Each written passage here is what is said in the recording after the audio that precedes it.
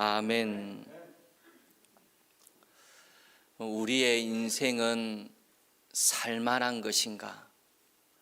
우리의 인생의 길이라는 것이 정말 가치 있는 것인가? 어쩌면 우리 모든 사람의 마음에 한 번쯤은 스쳐갔을 만한 질문일 것입니다. 우리가 아이들 키운다고 정신없이 바쁘게 인생을 살아가고 직장을 다니고 비즈니스를 경영을 하고 그렇게 하루하루를 살다 보면은 우리 인생의 길이 얼마나 짧은지 모르겠어요.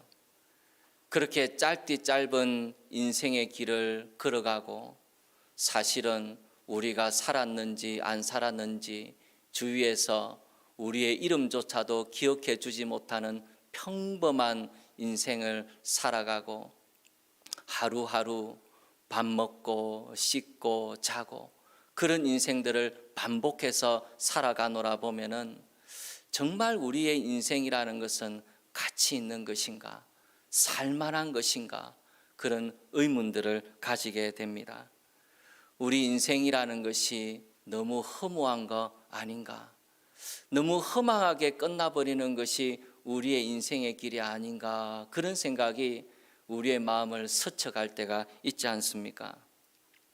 이렇게 고민을 하고 있으면 어떤 사람들은 그럴지도 모르겠어요. 뭘 그렇게 인생에 대해서 고민을 하느냐고.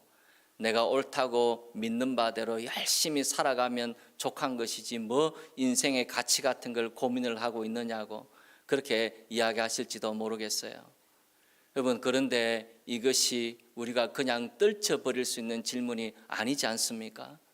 우리의 마음에 순간순간 우리의 인생이 허망하다고 느껴지는 그런 때가 닥쳐오기 때문에 무조건 열심히 산다고 다는 아니지 않습니까?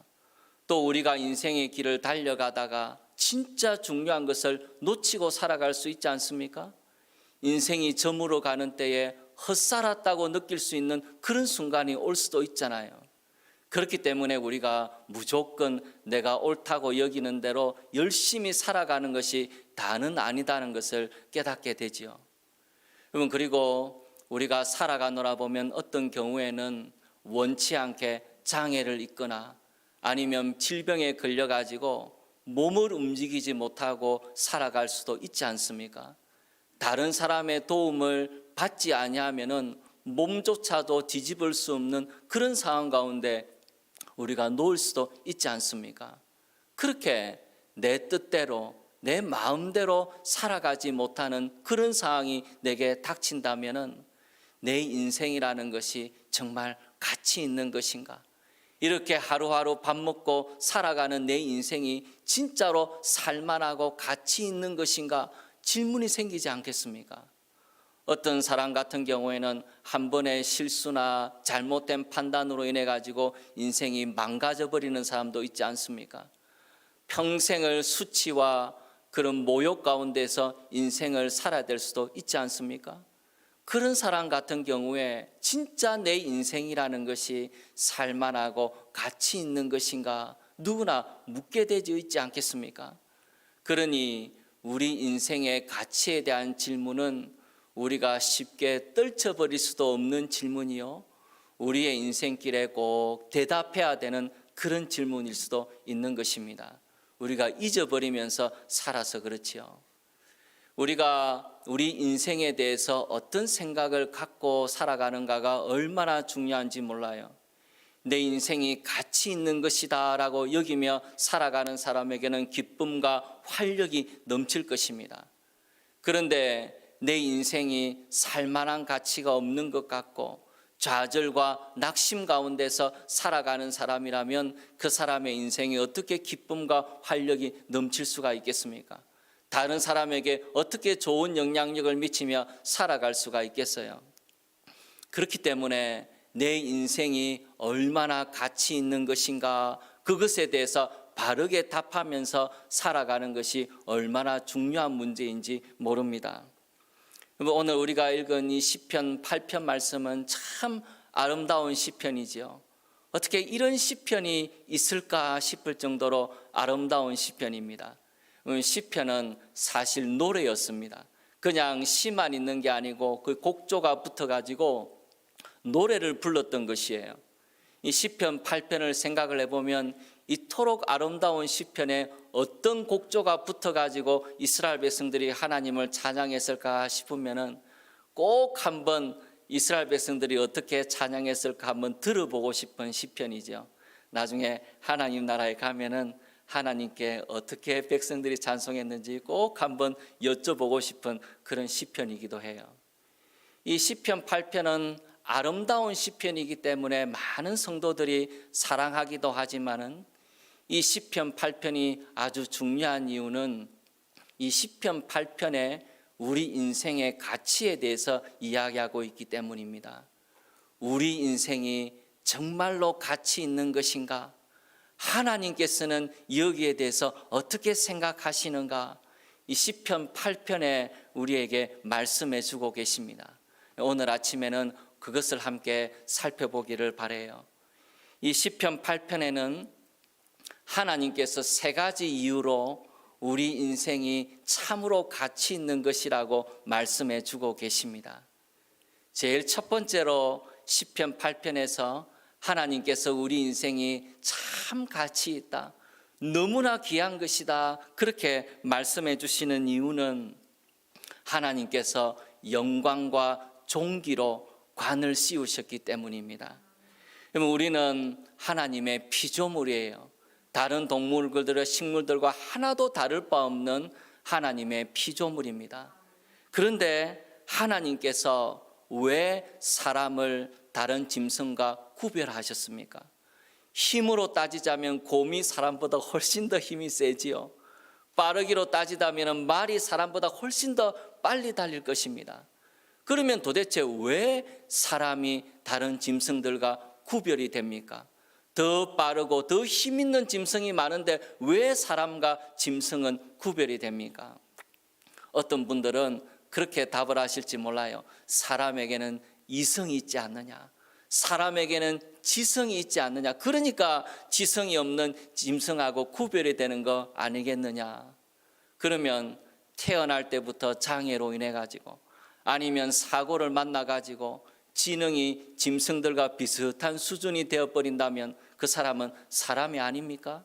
그 사람은 다른 짐승과 똑같이 대해도 관계가 없는 한 사람이 아니라 한 짐승에 불과한 것입니까? 아무도 그렇게 생각하지 않습니다. 그렇기 때문에 단순히 지성이 있기 때문에 사람이 동물과 다르다, 낫다 그렇게 말할 수가 없는 거예요. 그럼 왜 사람이 짐승보다 낫습니까? 하나님께서 영광과 존귀로 관을 씌우셨기 때문에 하나님께서는 사람에게 짐승이 도저히 가질 수 없는 영광과 존귀함을 부여해 주셨기 때문에, 하나님께서 주셨기 때문에 인간과 짐승은 구별이 되는 것이죠. 그러면 사람이 능력이 뛰어나기 때문이 절대로 아닙니다. 사람이 엄청난 업적을 이룰 것이기 때문에 사람이 짐승과 구별되는 거 아니에요. 하나님께서 영광과 존귀로 관을 씌우셨기 때문에, 영광과 존귀라는 것은 왕에게 쓰는 말이죠. 왕과 같은 존재로 사람을 피조물 위에 높이셨기 때문에, 하나님의 형상으로 우리를 지으셨기 때문에 우리가 존귀한 것입니다. 우리가 존귀한 이유는 전부 다 하나님에게서 나오는 것이에요. 하나님께서 그와 같이 존귀하게 우리를 지으셨기 때문에 우리는 다른 짐승들과 다르게, 다른 피조물들과 다르게 존귀한 것입니다. 시편 8편 6절에 보시면 주의 손으로 만드신 것을 다스리게 하시고 만물을 그의 발 아래 두셨으니 곧 모든 소와 양과 들짐승이며 공중의 새와 바다의 물고기와 바닷길에 다니는 것이니이다. 모든 피조물을 다스리도록 하나님께서 그렇게 우리를 지으셨고 우리에게 그런 영광과 존귀를 주셨다는 것입니다. 시편 8편 5절 말씀을 한번 보십시오. 그를 하나님보다 조금 못하게 하시고 하나님께 순종해야 되는 존재로 지으셨지만은 영화와 존귀로, 즉 영광과 존귀로 관을 씌우셨다, 높이셨기 때문에 우리 사람의 인생은 굉장히 귀한 것입니다. 그 사람이 어떤 능력을 가졌던 것, 그게 중요한 게 아니고, 그 사람이 얼마나 많은 업적을 이루어냈는가, 그게 중요한 것이 아니고, 하나님께서 너무나 큰 영광과 존귀를 우리 인생에게 이미 부여해 주셨기 때문에 우리의 인생은 더할 나위 없이 가치 있고 중요한 것이다, 하나님께서 그렇게 말씀해 주십니다. 두 번째로 하나님이 우리의 인생이 존귀하다 말씀해 주시는 이유가 있습니다.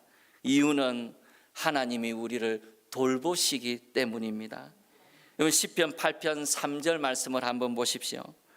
주의 손가락으로 만드신 주의 하늘과 주께서 베풀어 두신 달과 별들을 내가 보오니 사람이 무엇이기에 주께서 그를 생각하시며 인자가 무엇이기에 주께서 그를 돌보시나이까. 하나님께서 왜 사람을 돌보시는가, 다윗이 너무 감동해가지고 이 시편을 짓고 있는 것을 볼 수 있습니다. 아마 다윗이 목동으로 살았던 그때를 떠올렸을지도 모르지요. 목동이 되어서 양을 치기 위해서 들판에 나가 있는데 밤이 되니까 밤하늘에 수많은 달과 별들과 달이 떠 있는 것을 보고 그것이 너무 아름다운 것을 보면서 이 광활한 우주와 밤하늘과 달과 별들을 보면서 나와 같은 인간을 왜 하나님이 돌보시고 사랑하시는가, 아마 다윗이 깊게 깨닫는 그런 때가 있었던 것 같아요. 그래서 다윗이 하나님께서 이 달과 별들을 지으신 그 놀라운 하나님께서 왜 사람에게 관심을 가지시고, 왜 사람을 생각하시고, 왜 사람을 돌보시는가, 도저히 이해할 수 없는 그 풍성한 하나님의 은혜를 깨닫고 이렇게 고백하고 있는 것입니다. 여기 시편 8편 4절에 사람이 무엇이기에 주께서 그를 생각하시며 라고 되어 있는데, 이 사람이라는 것은 아주 연약하고 유한한 그런 존재를 뜻할 때 쓰는 단어예요. 아주 특별한 단어를 여기서 쓰고 있습니다. 그러니 이렇게 유한하고 이렇게 연약한 사람이라는 존재를 왜 하나님께서 생각하시고 왜 하나님께서 기억하십니까? 왜 돌보십니까? 그렇게 다윗이 하나님께 감탄해 하는 것이죠. 여러분, 참 놀랍지 않습니까? 하나님께서 우리를 만드실 때 흙으로 만드셨다 그랬습니다. 흙이라는 것은 좋게 말해서 흙이지요. 그걸 다르게 말하면 먼지입니다. 우리의 몸은 먼지로 되어 있어요. 그래서 바람이 휙 불면은 먼지가 흩어지듯이 우리의 인생이라는 것은 죽고 나서 썩어 없어지고 나면은 바람에 불려 밀려가는 먼지와 같은 존재로 바뀌게 되어 있지 않습니까? 이렇게 연약하고 이렇게 유한한 사람을 도대체 무엇 때문에 하나님이 돌보시는가? 이 천지 만물을 지으시고 달과 별들을 지으시고 이 우주를 지으셨던 하나님의 그 장엄한 손가락이 무엇 때문에 이 연약하고 먼지와 같은 인생에 머무시는가? 왜 우리를 기억하고 돌보시는가? 그거 생각할 때마다 이 다윗이 마음이 벅차올랐던 것이죠. 여러분, 참 놀랍지 않습니까? 하나님께서 우리 인생을 존귀하게 하시는 것은 사실은 사랑 때문이에요. 사랑이 우리의 인생을 존귀하게 만듭니다. 여러분, 우리 어머니가 아이를 안고 품에 안고 아주 사랑하지 않습니까? 그러면 그 아이가 무슨 대단한 재능이 있었는 것도 아니에요. 무슨 대단한 업적을 이룬 것도 아닙니다.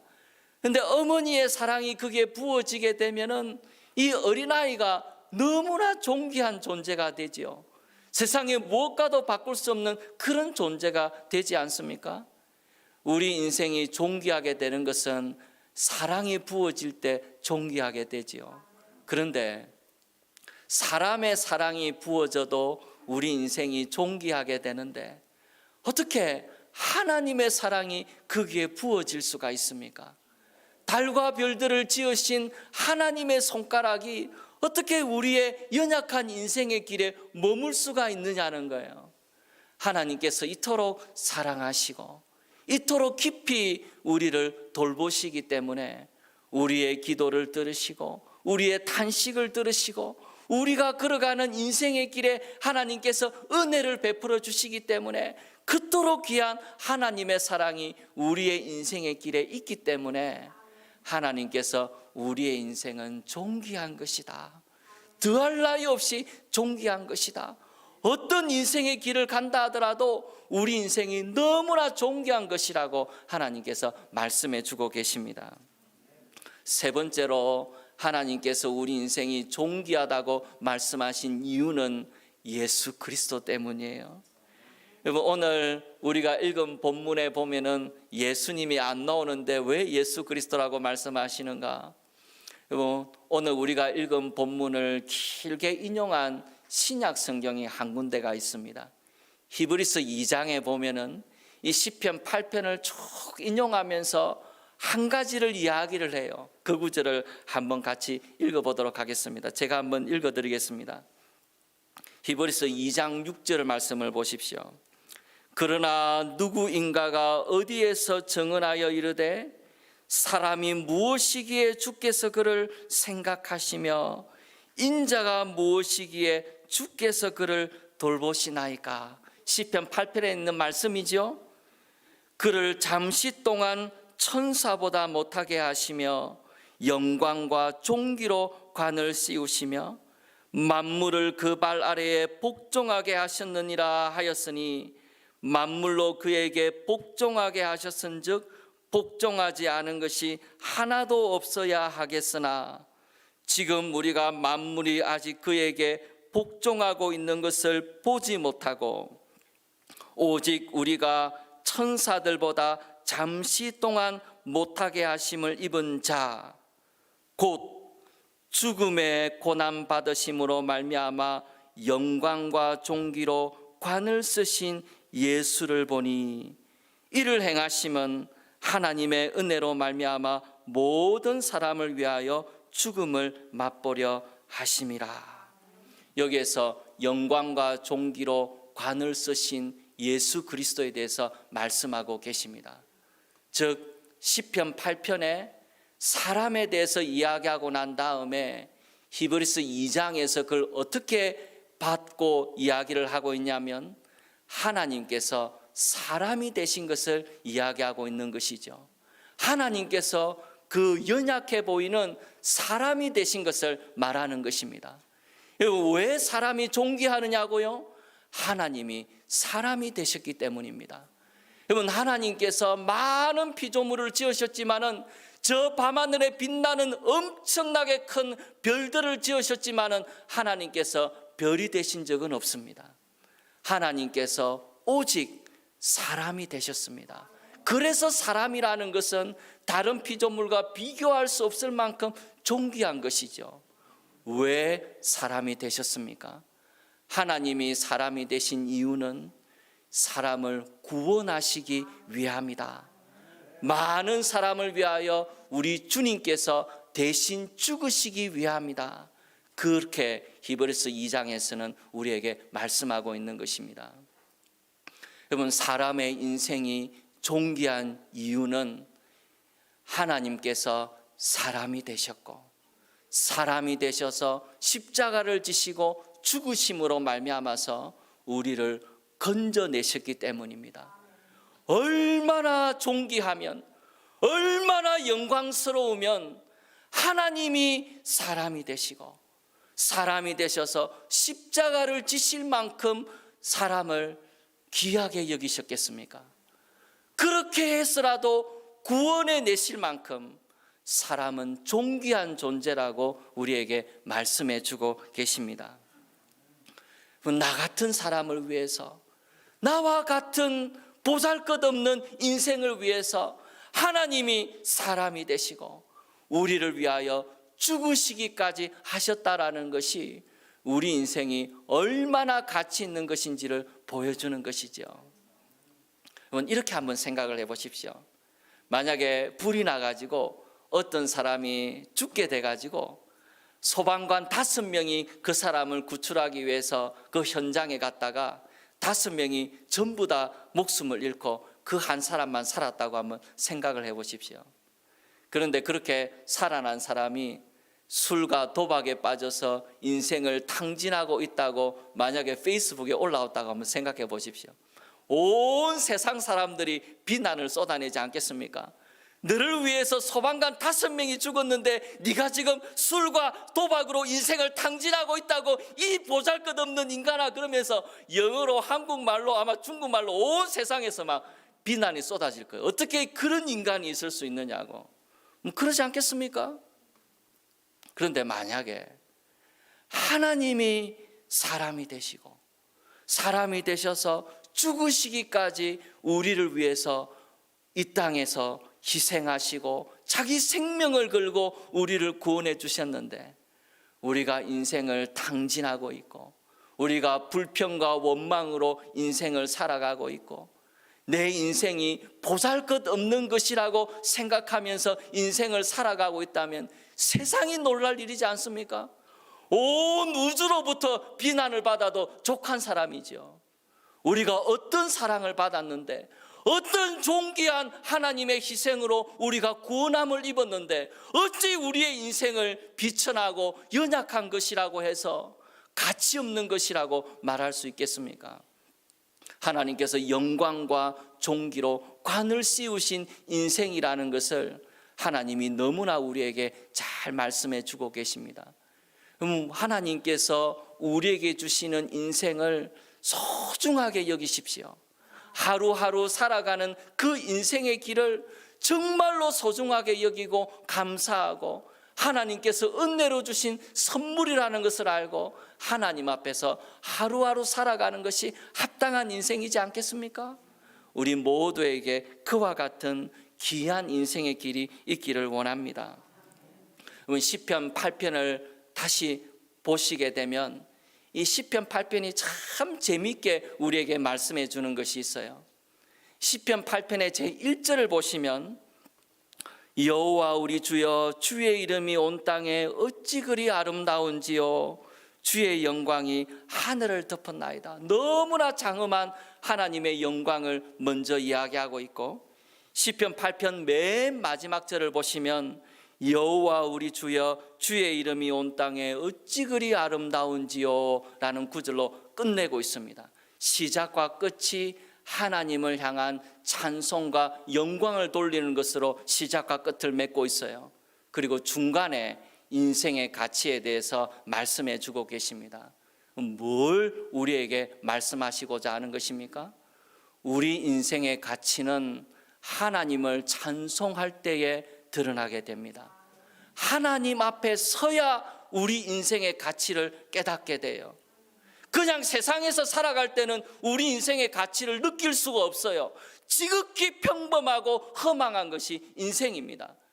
그런데 하나님의 영광의 빛 앞에 서게 되면은, 하나님 앞에 서게 되면 우리 인생이라는 것이 얼마나 귀한 것인지를 깨닫게 돼요. 뭐를 이루어서가 아니고 뛰어난 재능을 가지고 있어서가 아니고 그냥 살아가는 인생이란 이것 자체가 얼마나 놀라운 하나님의 선물인지를 깨닫게 되는 것입니다. 하나님 앞에 서야 우리 인생이 보이는 거예요. 켈빈이 이야기한 대로 하나님을 알아야 내가 누구인지를 아는 것입니다. 하나님께서 그것을 말씀해 주기 위해서 우리 인생의 가치는 나에게서 나오는 것이 아니라는 것을 말씀해 주기 위해서, 내가 대단한 인생을 살아서 내 인생이 가치 있는 것이 아니라는 것을 말씀해 주기 위해서 우리 인생의 가치는 전적으로 하나님으로부터 나온다는 것을 말씀해 주기 위해서 시편 8편에는 처음과 끝이 하나님을 향한 찬송으로 가득 차 있는 것입니다. 이것이 얼마나 중요한지 몰라요. 이 시편 8편을 읽어가다 보면은 참 어려운 구절을 한 구절 만나게 됩니다. 다른 구절은 다 이해가 되는데 이 구절이 어려워요. 저는 이 구절이 참 어려웠습니다. 어느 구절이 어렵냐면 시편 8편 2절이 참 어려웠어요. 2절이 뭐라고 되어 있냐면 주의 대적으로 말미암아 어린 아이들과 젖먹이들의 입으로 권능을 세우시며 이는 원수들과 보복자들을 잠잠하게 하려 하심이니이다. 이 구절이 도대체 왜 여기 있는지를 모르겠어요. 그러면 시편 8편 1절을 한번 보십시오. 여호와 우리 주여, 주의 이름이 온 땅에 어찌 그리 아름다운지요, 주의 영광이 하늘을 덮었나이다. 그리고 3절을 한번 보십시오. 주의 손가락으로 만드신 주의 하늘과 주께서 베풀어 두신 달과 별들을 내가 보오니. 너무나 잘 이어지지 않습니까? 하나님의 영광을 찬송하고 인생을 향하신 하나님의 사랑을 이야기하면 너무나 잘 이어지는 거예요. 근데 시편 8편 2절이 도대체 왜 그 자리에 거기 있는지를 알 수가 없는 겁니다. 그래서 여기에 시간을 많이 쓰게 되었어요. 왜 이 구절이 여기에 있는가? 마치 장애물처럼 왜 이 말씀이 여기에 있는가? 근데 여기에 보면 시편 8편 2절에 주의 대적이 나오고 그 다음에 어린아이들과 젖먹이들이 나옵니다. 어린아이들과 젖먹이들이라는 것은 인생에서 가장 연약한 단계에 있는 사람들을 말하는 것이죠. 누구도 막아줄 수 없고 어떤 힘도 없는 그런 존재들이지 않습니까? 그리고 그들의 입으로 권능을 세우시며 라고 그랬는데 이 구절의 뜻이 뭐냐 하면 찬송을 뜻하는 거예요. 그러면 무슨 뜻입니까? 어린아이들과 젖먹이들이라는 것은 가장 연약한 사람들인데 사실은 이 세상을 살아갈 때에 우리 연약한 그리스도인들이라고 볼 수 있는 것이죠. 세상의 그 어마어마한 권력과 힘에 비하면 아무것도 가진 것이 없어 보이는 그 그리스도인들의 모습을 어린아이들과 젖먹이라는 것으로 하나님이 말씀하고 계시는 겁니다. 그러면 여기에 원수들과 보복자들이 나옵니다. 우리의 원수가 되는 것은 사단이지요. 그런데 그 뒤에 뭐라고 되어 있냐면 원수들과 보복자들을 잠잠하게 하려 하심이다. 그렇게 되어 있습니다. 그러면 무슨 뜻입니까? 우리 인생의 가치에 대해서 가장 많이 우리에게 공격하는 것은 사단이에요. 사단이 우리 인생의 가치를 공격해서 너는 보잘것없는 사람이야. 너 인생은 허망한 거야. 그렇게 살다가 끝나버리는 것이 너 인생이야. 하나도 귀하지 않으니까 그냥 아무렇게나 살아도 돼 라고 말하거나 그냥 죽어도 관계없어. 아무도 너를 기억지도 못할 거야. 그러면서 우리에게 끊임없이 공격하는 것이 사단이에요. 사단은 우리의 가치를 건드립니다. 보잘것없고 아무것도 없는 일이라고 생각을 하게 만들어서 우리 인생이 아무것도 아니라고 생각하게 만들어서 하나님을 향한 기쁨과 감격을 전부 다 빼앗겨버린 채로 비참함과 눈물과 불평과 불만으로 살아가게 만드는 것이 사단의 뜻이에요. 그래서 우리의 가치를 끊임없이 공격을 합니다. 그런데 그 사단의 공격을 잠잠하게 하는 것이 무엇이라고 하셨습니까? 찬양입니다. 하나님을 찬양하게 됐을 때 사단의 공격이 입을 다물게 되는 것이죠. 왜 그렇습니까? 하나님을 찬양하게 됐을 때, 하나님을 높이게 됐을 때 우리 인생의 가치를 발견하기 때문입니다. 저는 우리 인생의 모습이 참 다양하게 많지 않습니까? 뭐 밥을 먹을 때도 있고, 그 다음에 아름다운 경치를 볼 때도 있고, 상을 받을 때도 있고, 우리 인생의 모습이 참 다양하게 사진이 찍히잖아요. 그런데 우리 인생의 모습 가운데 제일 아름답고 존귀한 모습이, 저는 그런 생각이 들어요. 하나님을 예배하는 사람의 모습이 가장 아름답고 존귀합니다. 병상에 누워서요, 아무 힘도 없는 사람이 하나님을 찬송하기 위해서 손을 들었다고 한번 생각해 보십시오. 찬송을 하다가 하나님을 사랑해서 손을 들었다고 한번 생각해 보세요. 그 손든 사람의 모습이 뭐 최고의 상을 받기 위해서 단상에 올라간 사람보다 비교해 볼 때 얼마나 아름다운 모습입니까? 아무것도 가진 것도 없고 이룬 것이 없는 사람이라 할지라도 하나님을 찬송하기 위해서 손을 드는 그 사람의 모습이 가장 존귀하고 귀한 거예요. 하나님을 예배하게 됐을 때에 우리 인생이라는 것이 얼마나 귀한 것인지를 정말 뼈에 사무치게 느끼게 되고 누리게 됩니다. 그래서 원수 마귀가 입을 다물어 버리고 마는 것이죠. 하나님을 찬양한다는 것, 하나님을 예배한다는 것이 우리 인생에 얼마나 중요한 것인지 몰라요.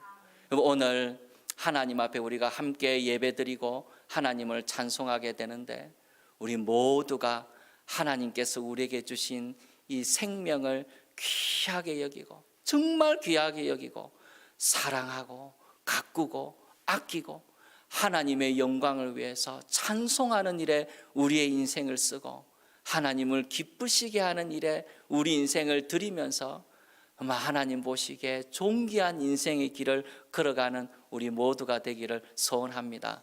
기도 드리시겠습니다.